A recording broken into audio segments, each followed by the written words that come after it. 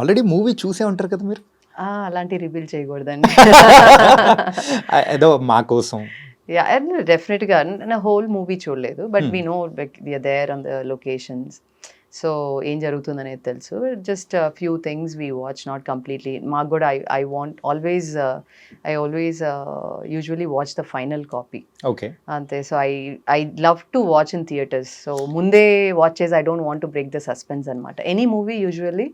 So I want to only watch in the screen and big screen. So అంటే as a costume డిజైనర్గా మీరు ఇచ్చిన costumes ఎలా ఉన్నాయి ఏంటి, ఆ ఫ్రేమ్ మీద చూసుకోవాలని కూడా అనిపించి చూసే ఉంటారు యా కదా. కొంచెం ఎక్కువ like that's what I said. ఏదైనా మనకి ఆ సీన్ రిక్వైర్మెంట్ది ఏమైనా ఉంటే చూస్తాను కానీ, but in depth I won't get in to it.